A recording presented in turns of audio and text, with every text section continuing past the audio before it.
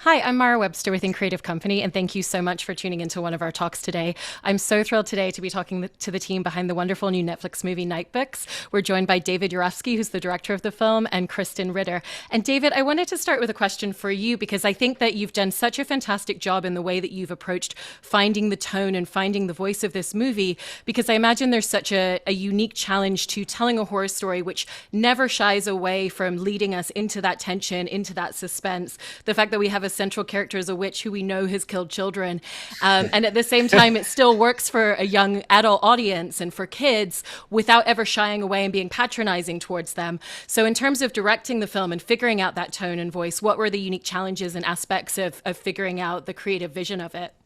Wow. Well, thanks for that question. I mean, just you saying that makes me feel like the intention of the film, or like, a lot of the things that I was hoping to achieve with the movie certainly resonated with you in terms of like the exactly what you're saying, like the tone and sort of creating something that would respect the audience and not speak down to them. I mean, I remember when I was a kid, everyone talked to me like I was stupid, and it was frustrating because I always felt, like I know what you're saying, like you don't have to speak slowly and in a dumb voice. So when I made this film, I wanted to make it in a way that didn't speak down, and I also made it in a world in which I knew that kids are familiar with horror, and even though we wanted to make a family film, I knew we were making a movie for some kids have seen Friday the 13th and Nightmare on Elm Street and The Conjuring, and some kids haven't. But I knew that they knew what real horror movies felt like at times, and I really wanted to create something that that could live in that world, and that could sort of like respect the viewer, I guess. I mean, it was a complicated process. Fortunately for me, I had incredible talent like Krysten and Lydia and Winslow who got what we were doing and took the threat seriously, and took their roles seriously, because so much of it comes from that. Yeah. And then, Kristen, I wanted to talk about your character development process within this film, because obviously you're playing a character who has a lot of fantastical elements about her, and there's a lot of larger than life aspects. And yet, the way that you have played it and constructed her, we get the sense of the fact that a lot of the behavior that she exerts comes from a past childhood pain and a trauma that we learn more about later in the film. And so I was interested in what the ways were that it really is still a traditional character development process in the way that you're building out backstory, a lot of her emotional layering, but then because of those fantastical elements, some of the unique aspects that come into play in that process as well. Yeah, so you're right. Everything comes from a place of a very rich character backstory. And so you start there. And then everything starts to branch out from there. What I was first so into about the role was how colorful she is. Having the opportunity to play a character who is so unpredictable. She is funny and deliciously evil and a psychopath, and the next moment she is truly terrorizing kids. But how she expresses herself, and getting to play so much with the amazing hair and makeup and costumes, like all of that is so deliberate and thought out because of her backstory, who she is and what she was into when she was a kid and then stunted, and what does that little girl do now that she has magic. So all of it is just about like building. And I work with my amazing acting coach, who I always work with on everything, Marjorie Valentine, to dig in and give her as many colors as possible so that she is just like jazz and all over the place. So this was an amazing opportunity for me to just play a character I've never played before, who is just so much fun. And I am obsessed with her, and I loved working with David on this. And we just kind of dove into the script right away. Our first meeting, we just went through the script scene for scene and talked about it and started chipping away. I will say also, the other thing that really drew me to this character, the script is fantastic. I love the character. I love the message of the movie. So much heart, and the costumes. So we have to sing some praises for Autumn, our amazing costume designer, had built this amazing lookbook and sort of her preliminary ideas for the character, how to do a witch pay homage to the witches, but do something truly unique that we haven't seen before. And I was so into her early ideas and her sketches that it was just like, how do we support her vision? And we collaborated so beautifully on that it just kind of all kind of lined up to be this like really an epic experience for me. And I'm so glad that you're bringing up the costumes, because they're one of the most striking visuals in a film that's full of so many visuals. And, you know, when you think about the see-through rain jacket with the spiky things, that kind of turtleneck where the turtleneck is made of pearls, the disco gloves, and just every single fine-tuned detail within it.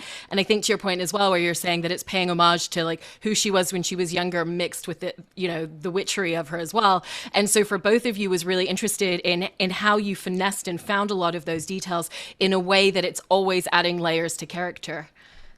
Yeah. Yeah, so, go ahead. No, I was I'm so excited that to hear the way you're speaking about these costumes. Autumn, our costume designer, she's also my wife. And I've worked with her a long time. I've worked with her on 80 music videos, every movie I've done. And she's incredible. And the funny thing is, a lot of the times that we work on things, you know, she had to design like the Brightburn mask and stuff, which is all like hard R, like really scary stuff. And that's, she's incredible at that. But this movie is her wheelhouse. Like I read the script and I said to her, like, despite I love the script, I felt like I had to do it for a number of reasons. But even if that wasn't true, I would have done this movie just because I believe she needed to do the costumes in this movie. Like, I believe that so strongly. She's so, like, this was just, you know, and I knew Krysten and her would hit it off and have this great collaborative relationship, which they did, and you can just see it come through in the wardrobes. There's so many ideas and so much thought put into every outfit. You wouldn't believe. I also wanted to ask both of you a little bit about the idea of tipping your hand and what information you want to give the audience and when, because it comes through in production design details, it comes through in performance elements, in the idea that there's so many reveals later in the film, and once they happen, they all completely make sense, and it's a lot of details that you've peppered throughout coming into play, you know, and even to the point where when you start watching the film again, you start noticing something in the corner of the frame, and there's also very deliberate use of camera, like at the beginning when we don't see Alex's parents for a second, and so you're really using framing as a tool throughout as well to determine what you want to show us and what you want to let us into at different points, like the fact that we don't see the night nursery until you want us to, until we go there with Yasmin and Alex together. And so for you, David, I was interested in a lot of the directorial choices behind that, and for you, Krysten, the interesting balance of trying to figure out in your performance how to constantly be playing to that with your character without ever fully giving it all away. Krysten, why don't you go for it, and then I'll yeah, I mean, you're touching on so many things that I think Dave did so beautifully with this movie. The aesthetic and the choices are so exciting. I know for me, when I watched the movie for the first time, I was so blown away by it and so proud of it. And I mean, and that is real. I've been doing this a long time, and you always hope that things you are in are going to turn out good, but you never know. And sometimes you catch lightning in a bottle, and I was just so excited by how this movie turned out. It's so up my alley, and the aesthetic and the visual choices that you speak of, I just think Dave nailed. For me, you know, I kind of give like a little, sometimes I'll do like a small, medium, and a big, depending on the scene. So we have some choices that it can all then be crafted, and you're always happy to have those choices in the edit. But for me, any opportunity to like go for it and ham it up, I will take. And you know, just every day that you get into that like look, and with the hair and the makeup and the wardrobe, you sink in a little bit deeper and deeper. And then the more you know your character, the freer you are to make more choices. And so that was some of the fun that I had in playing her and bringing her to life. Yeah, absolutely. And man, you did a great job at it. You really did. I mean, to answer your question, I think, and obviously there's so many facets to how that was accomplished, but in a nutshell, I know oftentimes people say, we want to make the environment a character, but like, what does that mean? And we want to make the experience of like going through the movie like a sense of discovery constantly, like a sense of wonder and awe, as you open new doors into new spaces. Those are sort of the talking points, but they're easy to say, and I think they're a little harder to achieve. And so I think one of the things that I did that I helped accomplish that is to I wrote like a backstory, like a Bible for the magic in the house and or the apartment and how it functioned and how things worked. And I just tried to be I tried to respect that because this whole environment exists. There's a mystery sort of unfolding, right? And I don't want to spoil anything, but I think the more specific and the more connected everything is, I just felt like it would make for a I don't know, better discovery process. And also, yeah, exactly sort of what you're saying is like withholding and being completely in Alex's perspective as he's looking through the house, as he's opening a door and walking through it, and really trying to put the viewer in the experience of what Alex experiences as he's discovering, instead of sort of coming out of himself and just sort of looking around on our own. And I think, those were the two of many techniques that were implemented to achieve what you're talking about.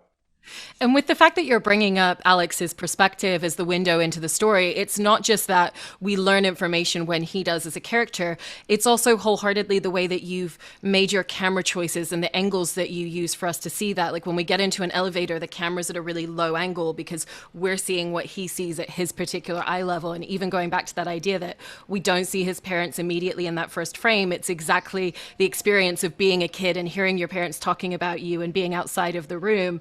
And so did that really give you the main foundation for how you made a lot of your framing choices and shot choices in thinking about it always as being, what would he be seeing? What would he be learning about? Well, I think, yeah, it's funny asking that. Yeah, I think one of the things that makes horror directors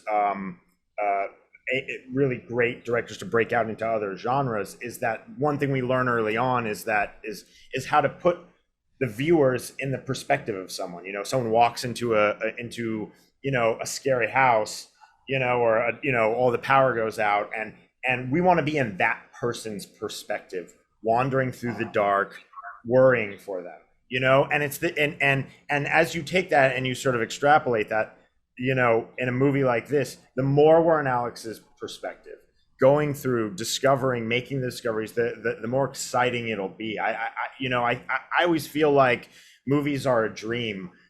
They're like a dream we negotiate with the film in our own mind, and when you're in that, the most connected to the movie you can be is when you're experiencing it through someone's perspective. You kind of need to be grounded in that way. And so, yeah, I went out of my way to really tell Alex's story through this process, and everyone has this important role, and everyone is, has these huge effects, but to see everyone through his eyes, And Krysten, kind of jumping back to a lot of the horror and the suspense that comes with your character, I wanted to talk about the specific moments where your character is on the brink and on the edge, to the point where, there's almost a bit of a physical transformation. We see her eye switch, and she has the ability to literally lift them up and to be affecting what's happening internally in their bodies.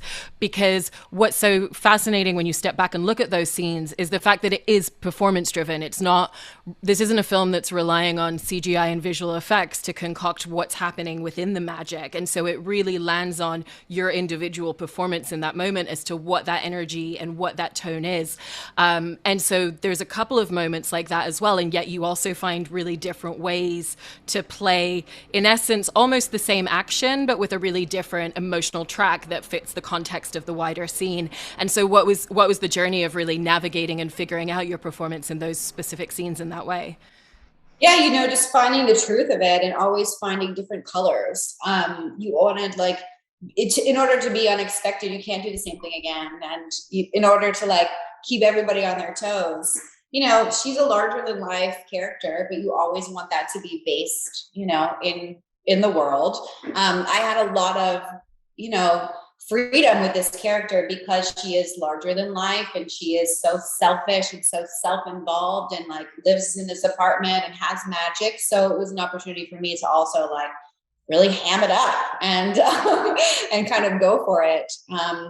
I sort of approached everything like she was always putting on a show because it was always to get a result, you know, scare the kids, control them, get them to do what she needs them to do without letting them know there's a bigger reason. So I sort of like just would approach it like that, like it's everything was for stage. And I thought about, you know, older movie stars like Joan Crawford and Betty Davis and Lucille Ball, and like tried to channel a little of that like over the top fabulosity a bit, and just, you know, finding every moment to have play a new color like jazz. You know, that's kind of like that was the whole thing going on. And similarly to the fact that there's rules of magic within the apartment, there's also, you know, what are the rules and the abilities that she has? What are the limitations to her magic in the same way? Did you have an opportunity to look at that Bible and backstory that David was mentioning for the story, or how did you kind of work with him collaboratively to figure out and fully understand what the rules and parameters of your character in this concocted world are? Well, yeah, so she obviously, I don't want to give away, but I'm not supposed to talk about that other thing, but you know, there are rules to her magic and there are limitations, and that is something that she wants to hide. And, you know, she doesn't get her magic the way you think she does. So working within those parameters, there's like a underlying level of desperation to keep that and to keep her, you know, they can't give stuff away about the other thing. But there's there's so much nuance to your performance and to the role, and like that the tonal line, you know, you started this interview talking about the tonal line of this movie, and so much of that is you know, lays on Krysten because this role could have easily gone too far, too big or too small or whatever, and just walking that tightrope of being this sort of bigger than life fantastical character, but also being a nuanced real person and also threatening, you know, was really impressive. Absolutely. It was amazing to watch on set, you know. And super fun. And super fun. And David, one of the other characters that I actually wanted to talk to you about is the character of Lenore the cat, because I actually think that it's so impressive the way that you have this hairless cat and yet you manage to add so many elements and unexpected moments of character for this cat as well in the way that you've filmed it. And obviously a lot of that's to do with like the context within scenes and within frames that you manage to project onto this animal. You know, this animal doesn't know that it's playing Lenore the cat and that these are its intentions or anything like that. And yet you still manage to capture this animal that also goes in different directions and trajectories, and we don't necessarily know where her loyalties lie at certain points as well, which is so interesting to watch for an animal on screen. And so how did you approach that journey with her? Well, it's weird. It kind of has a dark origin, unfortunately. Like right before I went to go make this movie, I lost my dog. He got old, and anyways, that's not happy. But what I did was I made a commitment that I wanted to bring a piece of his personality, because he was like an ugly dog. Like people would see him and be terrified of him, but he had a heart of gold, and he wasn't vicious. And there were just little personality quirks for having such like a vicious, weird looking dog that was really sweet at its core. And so, like, you know, finding those little ways in which you can highlight that. You know, there's a theme in this movie somewhere that, you know, don't judge a book by its cover. I mean, certainly not the main theme, but it's certainly there, you know, with Alex being bullied for looking different, for Natasha, your expectations of Natasha, and even Lenore. Like, you know, everyone's when you meet someone and then what you find out what their real story is, you learn more, right? And so I wanted that to be true for Lenore. I wanted her to really be this psychotic, insane, weird looking, crazy thing that is so lovable and fun. And I don't know. Yeah, Lenore was a lot of fun, and shooting those scenes were really fun too. I agree with you, by the way. The character of the cat, when I saw the movie, I was so excited by it. I only acted with the cat one day. Otherwise, it was a little statue or maybe a tennis ball. But the character of the cat made me laugh and was so unexpected. And, when it poops on the food, it's just so good. The character of the cat really works. Yeah, it's crazy because, when you're shooting, it takes a bit of faith, right? Because on the day, we're sitting there with a beanbag going, hopefully this it becomes a cat one day. But it did. It really, our effects, our partners who did all the visual effects at Mr. X did just an incredible job. Yeah, she's a great little big star. Big star. He is. Break out of the movie. When I met the cat who was playing Lenore, I told her, I'm gonna make this face famous. And then, David, I also wanted to talk about the way in which you bring us inside of Alex's imagination when he's reading the stories, and the way that you made particular creative choices in how you wanted his stories to come to life on screen, because there's almost this kind of like comic book style going on with a lot of the backdrops that are created.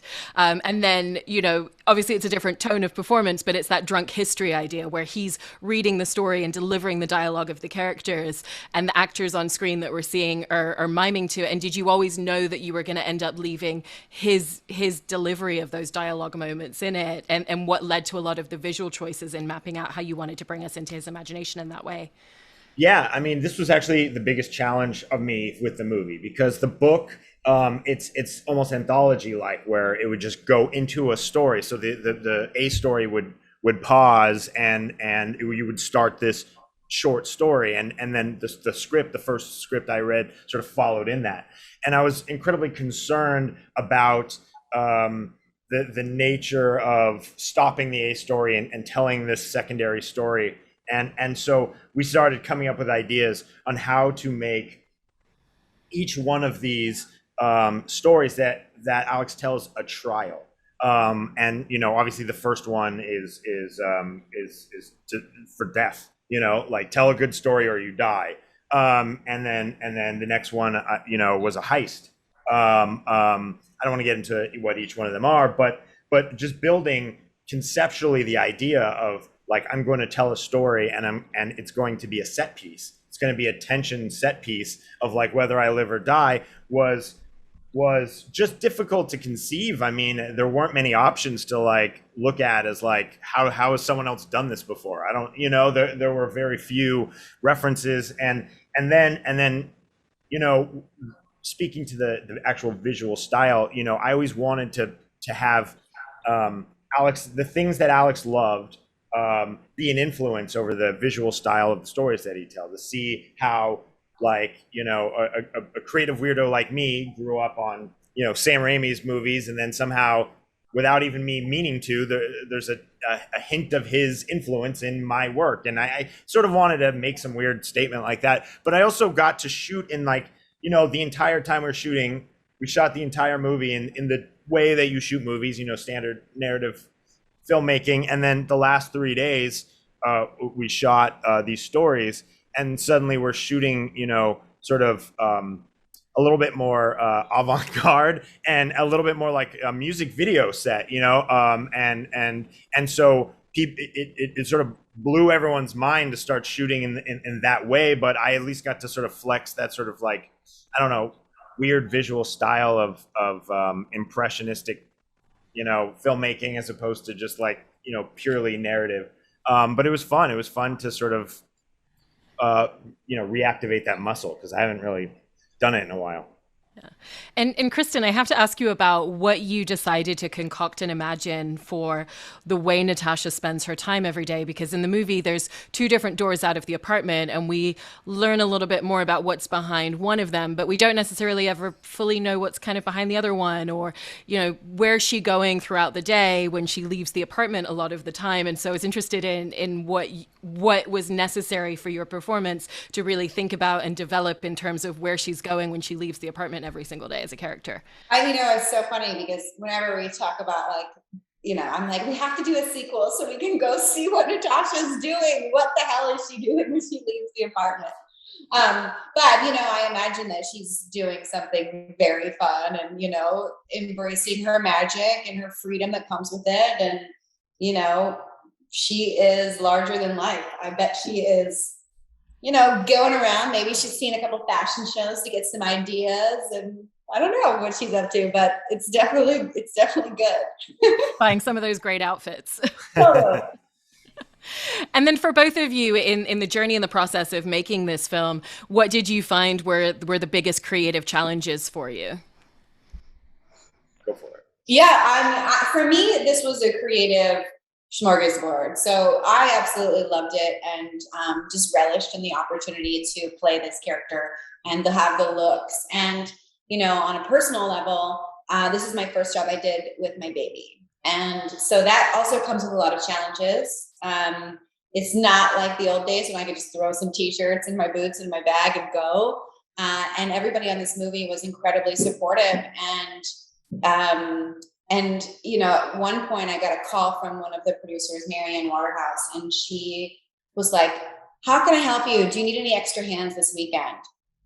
And I was like, wow, that is so rare and so refreshing, because being a working mom in this industry when the hours are so hard, it's not easy to like miss back time every night. And I feel like everybody on this movie really rallied to help me. And this is, I was there by myself with my baby. My sister came to help, but it was this movie will have a special place in my heart because my baby was with me and everybody helped me do it. It's not easy.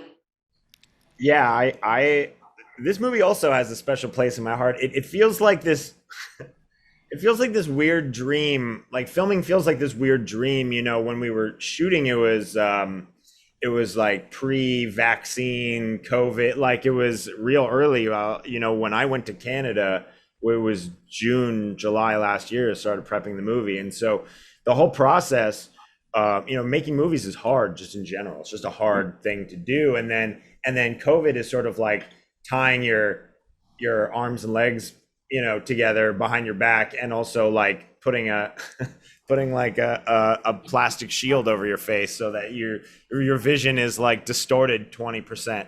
And that presented just huge challenges, like typically we would have 30 people in a conference room every day to talk about things, and for hours, and we could have 4 people in a conference room at a time, and every 15 minutes we had to leave and suck the air out of the room, and then wipe everything down and then rejoin. So it's just naturally it was just a mountain of a challenge. And so you take that and you think about the amount of things that creatures and fantastical worlds and the amount of design that was involved in it, and to do it all over Zoom like this, which is really how it happened.